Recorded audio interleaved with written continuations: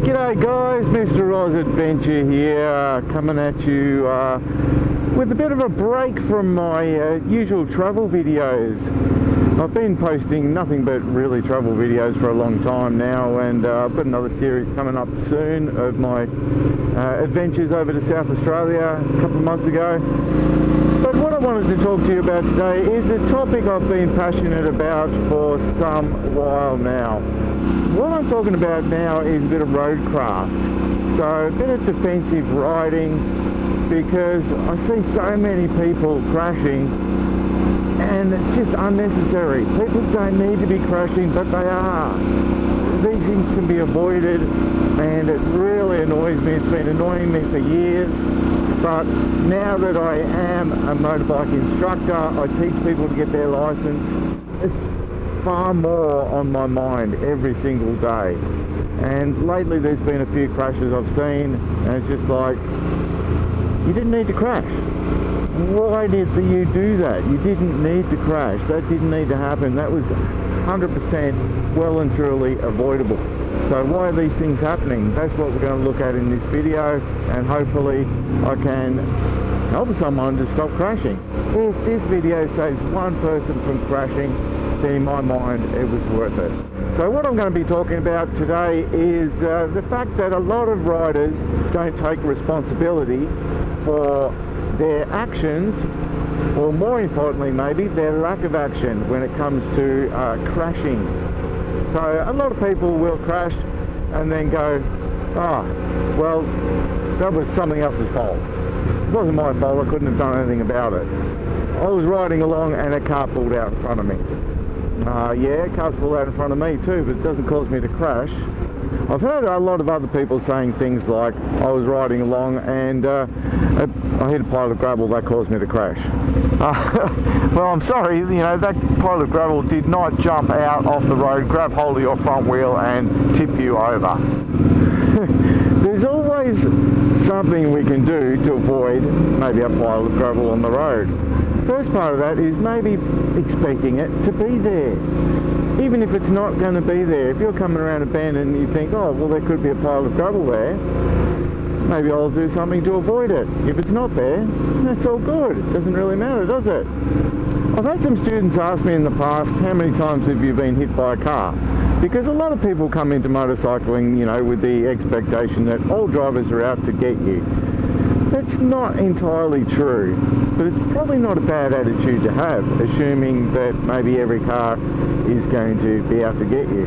Cars aren't going to be out to get you on purpose, but the truth of the matter is, maybe they haven't seen us. We can always do something to increase our vision, increase our visibility, and stay away from them a little bit. Just because someone else makes a mistake out there on the road doesn't mean we have to get involved with their mistake. What we talk about a lot in our motorbike courses, giving people their learners, is our roadcraft, and we talk about the look, slow down, move away method of roadcraft. So looking as far down the road as we possibly can, trying to observe both sides of the road, seeing what could possibly come up as a hazard. Could it be, you know, there's a side street, there's a car, have they seen me? Oncoming vehicles, staying away from them. So thinking, well, there could be some wallabies, kangaroos or anything here that are going to come out. That's what I'm looking for. I'm observing my environment around me. It starts with our observation, that is look. We want to have at least 6 seconds of vision ahead. I'm going to talk to you in a minute about how we count out the seconds. 6 seconds of vision ahead of us should, in theory, give us time to react to whatever crops up in front of us. And we're going to ask ourselves when we're riding around and we're observing this environment, could I stop if I had to? So if everything went absolutely pear-shaped in front of me, that car up there on the side pulled out, that car didn't see me, could I stop if I had to? So if the answer then is no, or it's a maybe, I'm like, oh, I don't know, could I stop? I'm not sure. Maybe then we need to go into slowing down a little bit. That's our speed management. We're giving ourselves a bit of space from other vehicles as well. So I'm looking at a 3 second gap. This is what I want to keep from other vehicles in front. So let's see that car in front go past that yellow sign. 1001, 1002, 1000, oh, not quite a 3-second gap. Now I'm going to slow down a little bit. 1001, 1002, 1003, as they went past that line on the road there. Giving myself plenty of time to react should something go really weird in front of me. So a lot of people don't leave a 3-second gap because they're used to being in a car, where in a car you can stop a lot quicker than you can on a bike. So we want to give ourselves more time to react on a bike because we can't slow down and stop as quickly and as effectively as we can in a car. Now I'm expecting some of these cars up here to pull out in front of me, and sure enough, yes they do. So I'm managing my speed, getting ready for it to happen, and adjusting my speed so I've got a bit of a gap behind the vehicles when they do pull out in front of me. I'm establishing what I like to call, and what we do call, a crash avoidance space as soon as I can. So the crash avoidance space is our reaction time plus our braking distance that we need. So we want to establish that as soon as we can. So if someone does merge in front of us, establishing that crash avoidance space as soon as possible, just like now, right on command. It's like I planned it, but I didn't. I don't know who they are. I'm just going to slow down, give myself a bit of space between them and myself as soon as I can. Just because they're accelerating doesn't mean they're going to keep accelerating. Anything can happen. So I just want to give myself time and space to react. The third part of that is the move away. Where's my potential hazard coming up here? I've got a car in the right lane there. I'm staying to the left side of the lane. But now there's some parked cars over there. Maybe I want to move away from them. Give myself a little bit of space. Moving away is from wherever we see a potential hazard. Coming up to the traffic lights here. Got potential hazard coming in from their side street there. Everyone's merging in. I'm staying away. Look, slow down, move away, give myself more space from the vehicles. Oh, look at that, I'm right in this car's blind spot, I think. Let's try and minimise the amount of time we're in blind spots. So we can use that look, slow down, move away to get out of blind spots.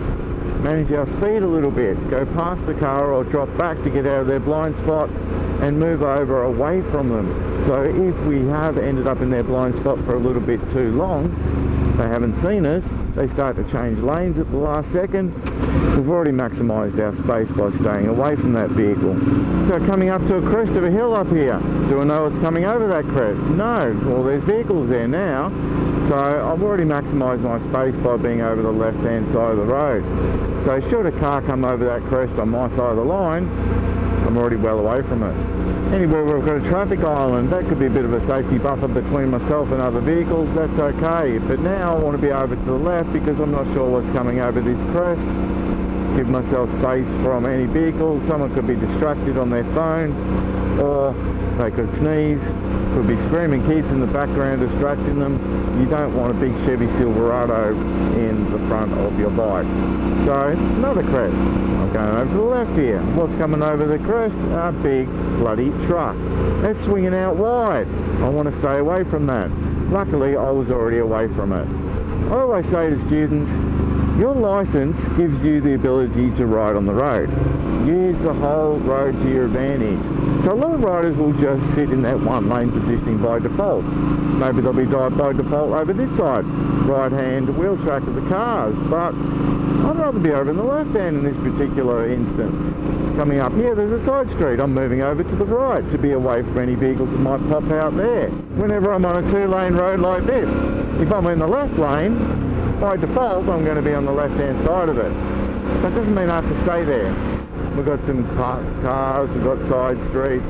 I'm going to get over to this lane now because I feel like that's a little bit safer than being exposed to everything there with the side streets and driveways and parked cars, and I'm on the right side of this lane. Keep my distance from any vehicles that might go past me in the left lane. Obviously in a road like this, we're riding out through the curves. I want to start out wide and finish tight through the curves. That's the safest way to get around a curve, but starting out wide here puts me somewhere near that head-on zone should cars come around that next one there. So maybe I'm just going to move slightly over to the left to stay away from any potential cars coming around that corner. A little bit of a crest as well. Now I'm over to the left because I can't see what's coming around over there, but I've got a side street, so I'm going to split the middle somewhere, come back over to the left a little bit here because I don't want to be anywhere near any of those vehicles coming around that bend. Starting out wide for a right-hand bend and well away from that centre line. That makes it easier and safer. Okay, looking at this sign up here, I've got a side street and a crest. That could be a potential hazard on the right there. So I'm staying left here, giving myself protection from what's coming over the crest, but also that side street's going to be steep. That is one of the steepest hills on the whole Gold Coast. You don't want to be hit by a car coming down that and going through that stop sign because their brakes have failed or they've left it too late. Misjudged how steep it is. I can go slightly wide on the entry here to give myself better vision, but then I'm quickly going left to stay away from what's coming over the crest. And now I've got a little bit of a traffic island there coming up, so I'm going to feel fairly safe next to that traffic island, but I'm staying away from that side street on the left. So if a car was to pull out on me there from that side street, I've already given myself a bit of a safety margin by staying away from them. But by changing my lane positioning, I may have also opened up my visibility a little bit earlier, allowed them to see me slightly earlier than they would have. Same thing here with this one on the right, bit of a crest. Cars can come out of there fairly quickly because they haven't got good vision either way, so they want to just come jamming out of there real fast. So I'm staying away from them, and not only am I going to give myself space from them, but they might see me a little bit earlier. So I always think, has that car seen me? What can I do to improve my visibility? Can I change my visibility with my lane position? Just keep that as a conscious thought. I've got some driveways, a bit of a mound of dirt there. Could there be a dog just about to run out? Not sure. There's a lot going on. You know, when you actually talk through it, my mind is thinking about all this stuff all the time, but I'm not really consciously thinking about it because I've developed this skill over years of riding. But it's just a subconscious habit, you know, it's muscle memory. My body does it without even really thinking. I just ride and maximise my space from any other vehicles, maximise my visibility, give myself a bit of a gap from that truck in front of me, because if that truck has an accident, you can see on the back of it, it's called Dr. Pooh Stool Bus. That is full of crap. That's emptied out people's septic tanks and everything, that truck. I want to stay away from that. But even if that was a little Hyundai Getz or a little Holden Astra like that thing was, I want to be giving myself a bit of space from it, because I don't want to run at the back of vehicles, and also don't want to be hidden behind vehicles. So that's another thing, leave yourself a 3-second gap behind other vehicles so that you're not hidden behind them. Open up that visibility, allow yourself to be seen by anyone on any side streets about to turn out. So even where I park my bike here at the traffic lights, I'm parking myself away from the vehicles in the other lane.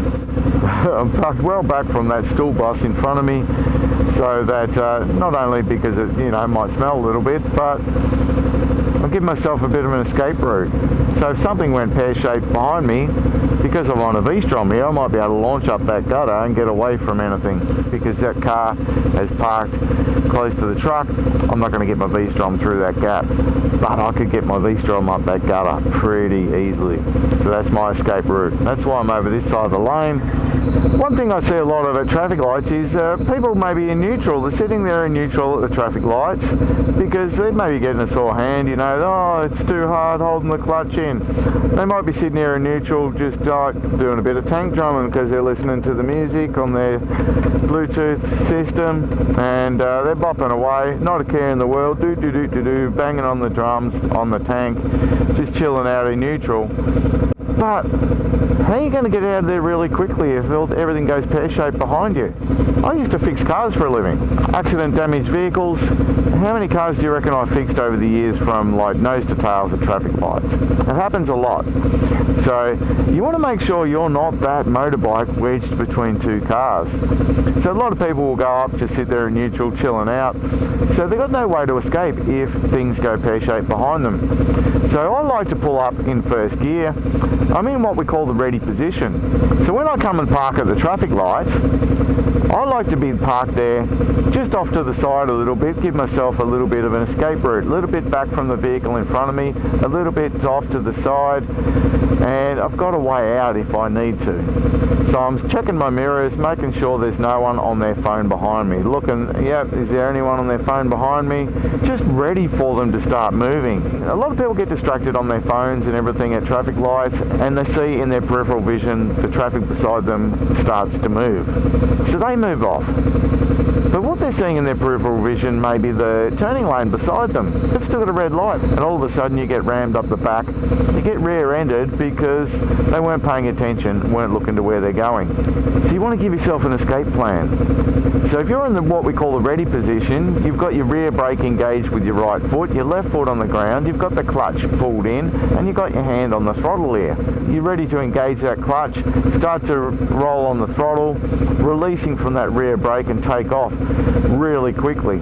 I also see a lot of other people, like with both feet on the ground, maybe, yeah, you've got to hold the weight of the bike with your legs then. That can be hard work and really draining on your muscles. Let the bike do the work. Use one of the brakes to hold you. But if you've got your right foot on the ground and your left foot up, you've got to hold the bike with your front brake. And then you've got to try and get off the front brake and on the throttle at the same time. That can be a little bit awkward, not so smooth.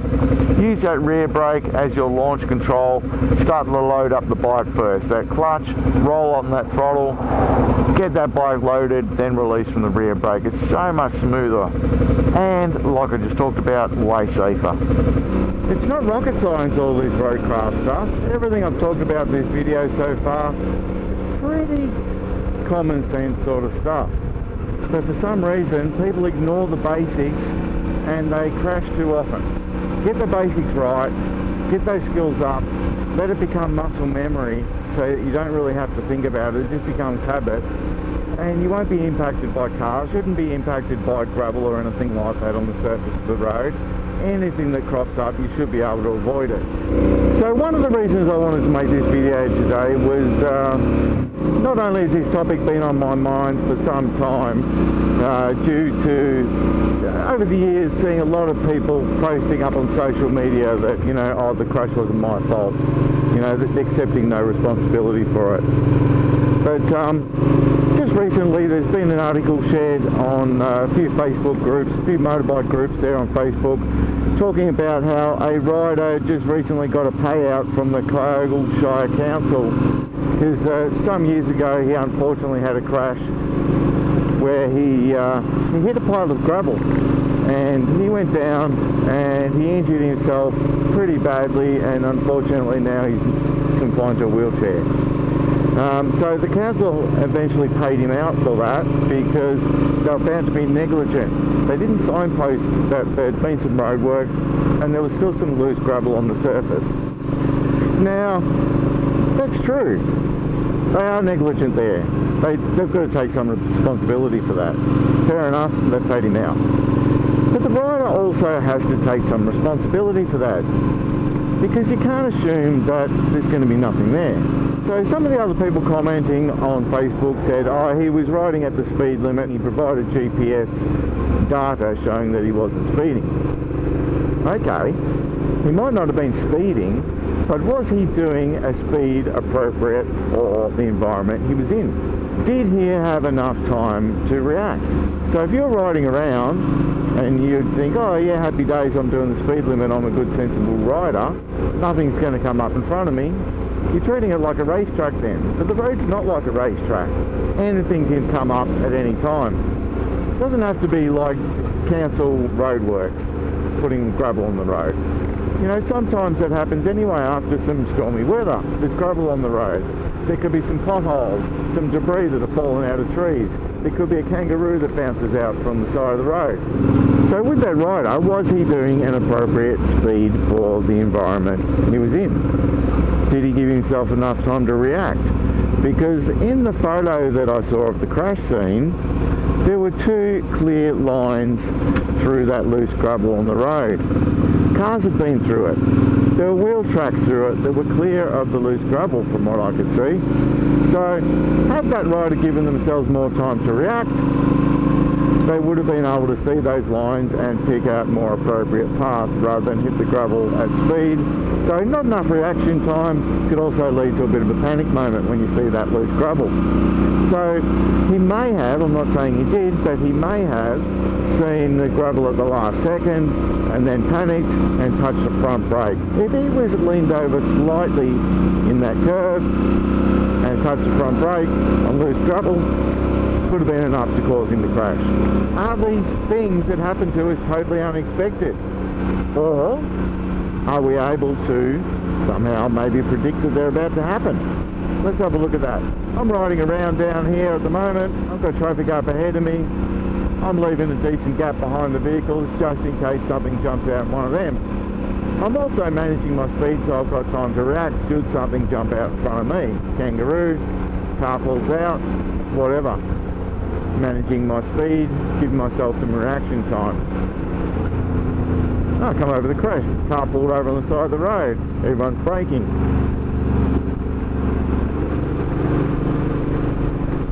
Pedestrian just randomly on the side of the road. If you tripped over and fell on the road, what could possibly happen there? So I'm always thinking, what could possibly happen? I don't let it ruin my ride, but you know, it's just a habit I've got into. The way I always ride, I'm like, okay, what could happen here? What am I going to do? Where am I going to position myself? What am I going to do with my speed? I always say to my students, you can't predict what's going to happen 100% of the time. But I reckon 100% of the time, you can predict what might happen. A vehicle could come out of this farm here, or come around the crest, come around the corner, someone could start braking to go into a driveway at the last second, all of a sudden everyone's braking heavily. That could happen. I'm always thinking about what could possibly happen. I started to develop what they call the sixth sense for predicting things. And it wasn't because I am some sort of prophet or anything like that. But it's because I'm predicting what might happen. I'm thinking about what could possibly happen in front of me.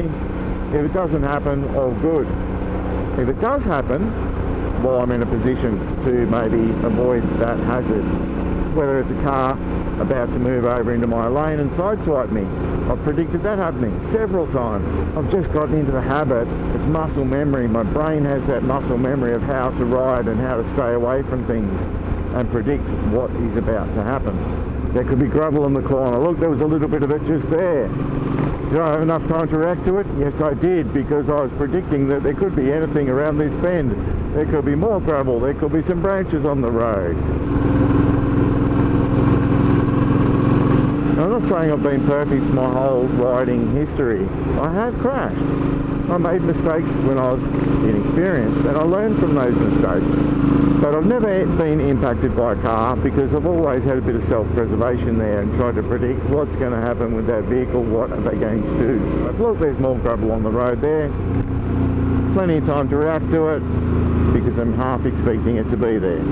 There's always little piles of gravel out in these rural areas. There's always debris on the road. There's always branches that fall off trees. Not every time I come out, but I'm expecting it to be there. Can I see around this curve? No, not very far. So I slow down a little bit, give myself time to react. Am I starting super wide for that curve? No, because I don't know if there could be a car cutting that corner. So I'm starting wide for this one because the right-hand curve, starting wide on the entry gives me more space from any oncoming vehicles. I can see around that curve a little bit further. But on the left-hand curve, do I really want to be starting that wide near a white line if I can't see what's around it? Maybe not. So I'll start out wide to a certain extent, but it comes a time where it's like, it could be somewhere near that head-on zone. then I'm going to just turn in a little bit earlier. But you can only do that if you've got your speed right. Carrying too much speed, you're not going to be able to turn in too early and take a tighter entry, or else you're going to run wide. Last thing I want to be doing is riding right up the back of a car in any environment, not just in the city, but in a rural area as well. Because you never know when something's going to jump out in front of that car maybe, and they're going to have to slam on their brakes. We can't brake anywhere near as quickly as a car can. We haven't got that braking ability. We also don't have the same capabilities as a car has in a corner. A lot of people think, oh yeah, motorbikes go better around corners than cars. Not the case. I'm generalising here, but in general, cars have better cornering performance than bikes do, which might be surprising to a lot of you out there. But you've got more contact patch of rubber on the road, which gives you better grip and better stability in the curve. Let's talk about wildlife for a second. Could wildlife jump out here at any point in time? You bet ya. So I'm prepared for it. I'm scanning the sides of the roads a lot of the time when I'm riding around, and I'm trying to position myself where I'm away from any big clumps of trees or any long grass, you know, where a kangaroo could be hiding, particularly at those times of day when I know they're going to be more active. I've had loads and loads of close encounters with animals running out in front of me, but I've never hit them. I've always had time to react because I've got my speed right. And I'm sure someone will say in the comments below, you've only got your speed right because there's a Jeep in front of you slowing you down. Maybe, but maybe not. Maybe I wouldn't have been too much quicker than this anyway. Not because I can't ride faster, but because I don't want to. If I wanted to ride really fast on the road, I would take it to a racetrack, where I know I'm in a controlled environment. Alright, thanks for watching guys. I hope you enjoyed the video, and most importantly I hope you got something out of it. I hope you learned something, started thinking about your riding in a different way that might save you from crashing one day. I don't like seeing people crash, I don't like seeing people injured, and I really don't like seeing people lose their lives on motorcycles unnecessarily. So yeah, hopefully this gets through to someone. Cheers guys.